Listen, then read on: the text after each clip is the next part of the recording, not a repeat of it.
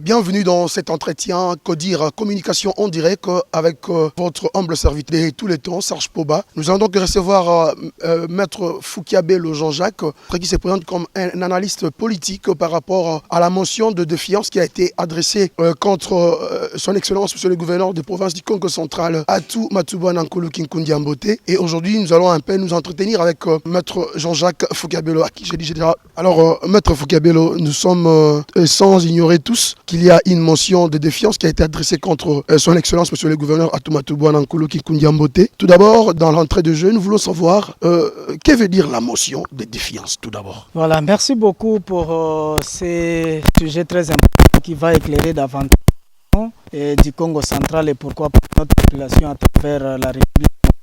Une motion de défiance est une action qui est sollicitée devant le Parlement, devant l'Assemblée provinciale, contre un membre du gouvernement et qui a pour objet d'obtenir le retrait de confiance de députés, soit provinciaux ou des députés nationaux, contre ces membres du gouvernement, de telle sorte que la plénière qui décide de la motion, lorsque par rapport au vote, elle obtient la majorité absolue, à ce moment-là, le membre du gouvernement qui a fait l'objet de la motion doit quitter le gouvernement, soit provincial ou le gouvernement national. Alors, d'après vous, je crois que vous êtes au courant de la raison pour laquelle cette motion a été adressée. Est-ce que nous pouvons savoir les contenus de cette motion de défiance? Oui, les contenus de cette motion de défiance, c'est toujours à la suite des événements qui se sont déroulés dans la province du Congo central avec les dossiers Mimi Inquieta, l'affaire Mimi Gates que tout le monde connaît. Et à la suite du réquisitoire qui a été sollicité par le procureur général pour la Cour de cassation, après le verdict, un des députés provinciaux, l'honorable Masumbu Baya, a déposé devant le bureau du président de l'Assemblée provinciale cette motion de défiance au motif que lors du vote sur les réquisitoires, la majorité absolue n'a pas été dégagée et que l'Assemblée provinciale doit revenir à nouveau pour pouvoir renverser le gouverneur Atou Matubwana Nkulu. Alors concrètement, qu'est-ce qu'on peut recevoir? Est-ce qu'il y a de certaines retombées, par rapport à cette motion qui peut aussi nous amener... Bon, bref, quelles sont les conséquences de cette motion par rapport à la circonstance que nous avons au niveau de notre province du Congo central qui venait d'être réhabilitée de ses dirigeants élus. Et maintenant, tout d'un coup, même pas une semaine, directement, il y a une motion. Qu'est-ce que vous croyez concrètement? Qu'est-ce qu'on peut dire à la population qui nous... Oui, je ne commencerai pas d'abord à répondre à la question concrètement ce qu'il faut dire à la population du Congo central. D'abord, je voudrais faire une analyse comme je me suis présenté comme analyste politique de cette motion-là, de la procédure telle qu'elle a été initiée et par rapport à la pratique parlementaire. Comme j'ai défini la motion, comment ça s'est fait, quelles sont les conditions de recevabilité ou non d'une motion. D'abord, par rapport à la motion de défiance, la loi, notamment l'article 41 de la loi sur la libre administration des provinces, stipule que pour être recevable, la motion doit être signée par les 1/10 des députés composant l'Assemblée provinciale. Ça, c'est des règles générales. Dans notre Assemblée provinciale du Congo central, puisque nous avons 41 députés provinciaux, les 1/10 fait pratiquement 4 députés.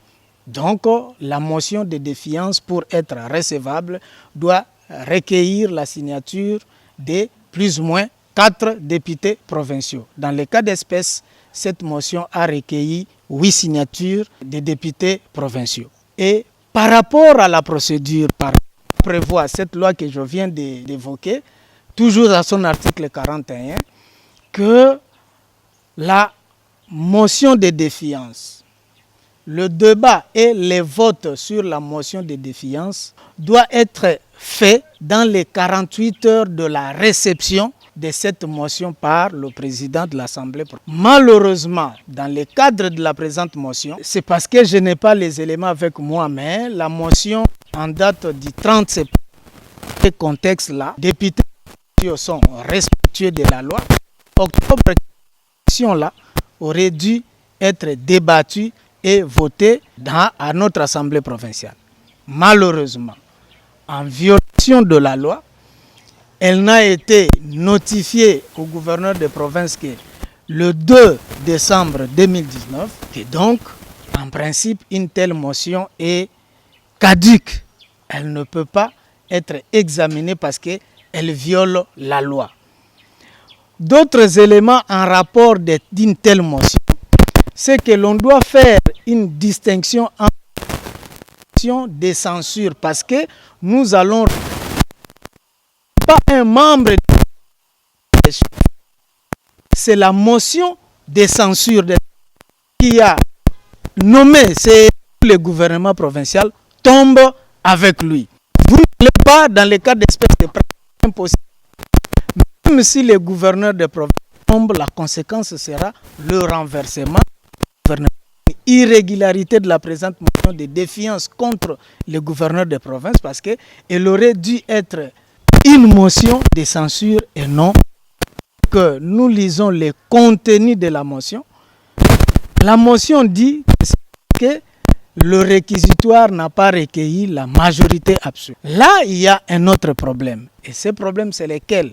Nous avons suivi les débats lorsqu'on avait décidé, lorsque le vote a eu lieu, que 22 députés, c'était 21 députés sont prononcés contre les réquisitoires, qui auraient dû dire oui au réquisitoire pour que l'on ouvre les procédures de poursuite contre le gouverneur Atou Bouanankulu. Mais puisque ce n'était que 19 qui avaient dit oui, l'Assemblée n'a pas pu recueillir la majorité absolue pour que le réquisitoire soit mis en mouvement. Pour preuve, le gouverneur de province est resté gouverneur de province jusqu'à ce jour et c'est d'ailleurs fort de cela qu'il a été réhabilité, malheureusement après près de 2 mois. Et nous étions dans une irrégularité non définie. Donc, ça veut dire qu'aujourd'hui, on ne peut pas revenir par voie d'une motion de défiance au motif que les réquisitoires n'avaient pas obtenu la majorité absolue, parce que là, c'était une mauvaise interprétation simplement.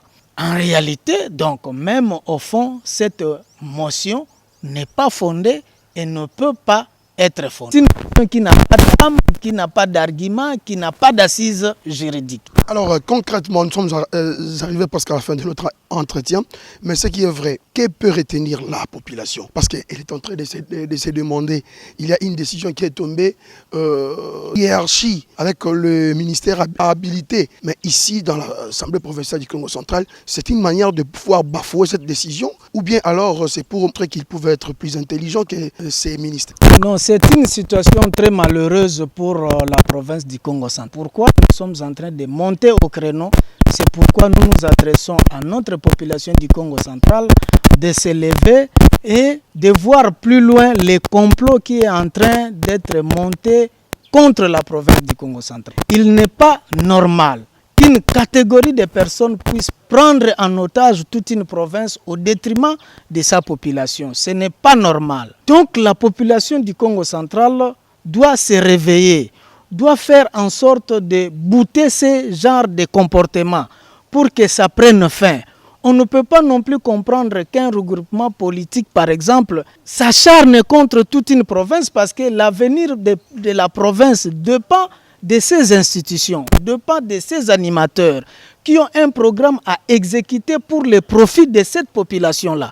Donc il n'est pas normal que toutes les institutions soient mises en ébullition et que l'on ne permette pas à l'exécutif provincial de pouvoir exécuter son programme au profit de la population. Ça, c'est des choses qu'il faut condamner de façon énergétique et qu'il ne faut en aucun cas laisser passer. Voilà pourquoi moi je demande à notre population de se mobiliser et de barrer la route contre toutes ces personnes-là, contre toutes les velléités qui veulent simplement appauvrir notre province, dominer notre province, marcher sur notre province et de ne pas laisser passer cette histoire comme celle-là. À nos députés provinciaux, comme ils l'ont toujours fait, de prendre leur courage à bras le corps et de ne pas faire passer une histoire comme celle-là parce qu'elle est montée de toutes pièces. Voilà ce que je peux recommander et à notre population et à nos vaillants députés de la province du Congo central.